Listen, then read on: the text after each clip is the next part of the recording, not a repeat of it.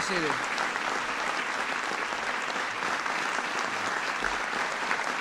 Thank you all. Go ahead, be seated. Sit down. Thank you all. Thanks for coming. Please be seated. Thank you for coming. Thanks for the warm welcome. Welcome to the People's House. Glad you're here for the first bill signing ceremony of 2005.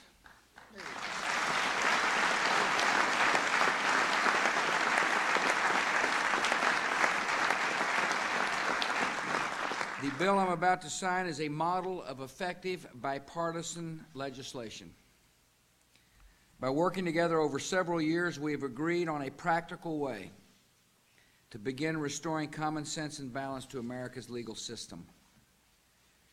The Class Action Fairness Act of 2005 marks a critical step toward ending the lawsuit culture in our country.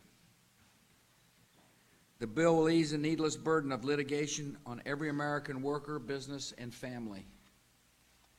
By beginning the important work of legal reform, we are meeting our duty to solve problems now and not to pass them on to future generations. I appreciate so very much the leadership that Senator Frist and Senator McConnell have shown on this bill in the United States Senate. I want to thank Senator Chris Dodd and Senator Tom Carper and Senator Craig Thomas as well for working in a bipartisan fashion to get this good bill to my desk. I appreciate Congressman Jim Sensenbrenner as well as Congressman Lamar Smith joining us today. Particularly want to pay tribute to the bill sponsors, Senator Grassley and Senator Cole, as well as Congressman Bob Goodlate and Congressman Rick Barcher, who are with us here today. This Congress showed what is possible when we set aside partisan differences and focus on what's doing right for Congress, and you all are to be, for the country, and you're to be credited for your good work. Thank you very much.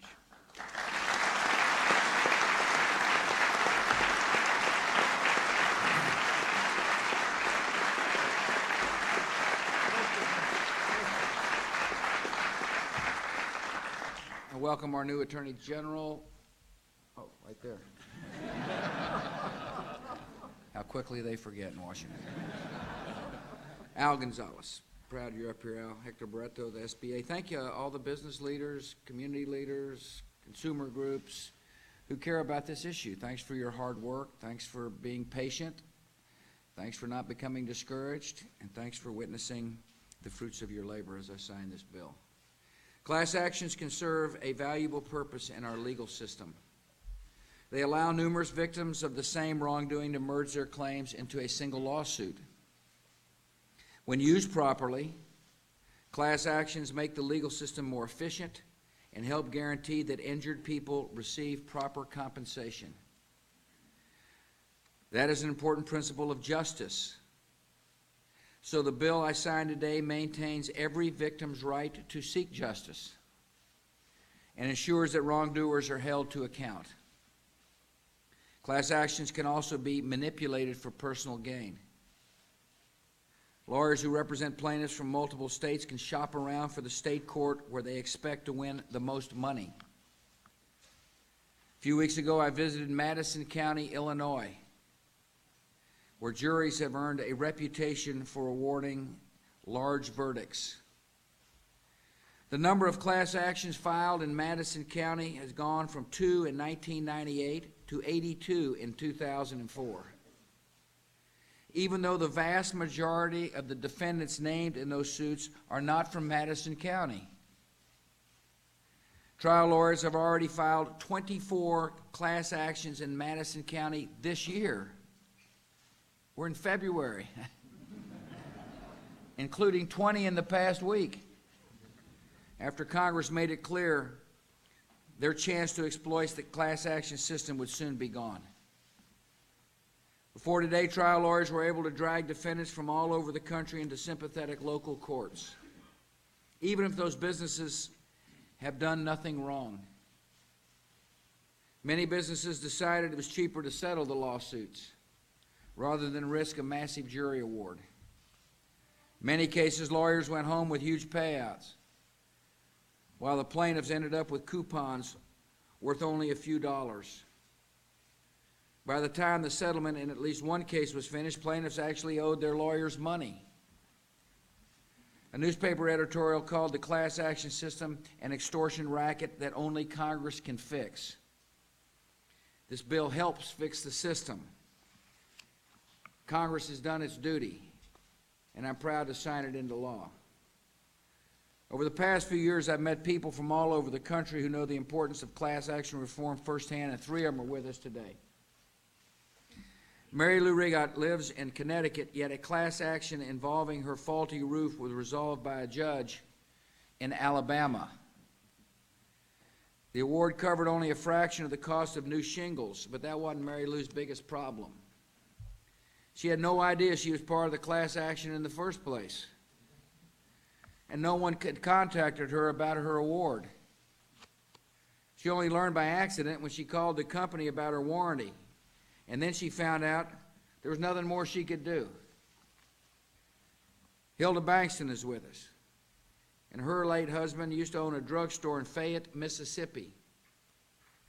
Their business was doing well until the store got swept up in massive litigation just because it dispensed prescription drugs for a certain drug, just because prescriptions for a certain drug. She had to sell the pharmacy 6 years ago, but she's still getting dragged into court again and again. Here's what she said: "My husband and I lived the American dream until we were caught up in what has become an American nightmare." Alita Dukowski is with us. She was part of a class action against a company that made faulty televisions. When the case was settled in Madison County, Illinois, Alita's lawyer took home a big check while she got a $50 rebate on another TV built by the same company that had ruined the first TV.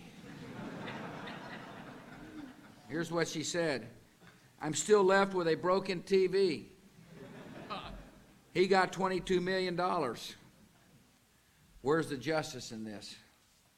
I want to thank you all for letting me use your stories, not only here, but during different events we've had in highlighting the need for class action reform. Because this act will help ensure justice by making 2 essential reforms. First, it moves most large interstate class actions into federal courts. This will prevent trial lawyers from shopping around for friendly local venues. The bill will keep out-of-state businesses, workers, and shareholders from being dragged before unfriendly local juries or forced into unfair settlements. And that's good for our system, and it's good for our economy. Second, the bill provides new safeguards to ensure that plaintiffs in class action lawsuits are treated fairly. The bill requires judges to consider the real monetary value of coupons and discounts so that victims can count on true compensation for their injuries. It demands settlements and rulings to be explained in plain English so that class members understand their full rights. These are needed reforms. It's an important piece of legislation. It shows we're making important progress toward a better legal system. There's more to do. Small business owners across America fear that one junk lawsuit could force them to close their doors for good. Medical liability lawsuits are driving up the cost for doctors and patients and entrepreneurs around the country. Asbestos litigation alone has led to the bankruptcy of dozens of companies and cost tens of thousands of jobs, even though many asbestos claims are filed on behalf of people who aren't actually sick. Overall, junk lawsuits have driven the total cost of America's tort system to more than $240 billion a year, greater than any other major industrialized nation. It creates a needless disadvantage for America's workers and businesses in a global economy, imposes unfair costs on job creators, and raises prices to consumers.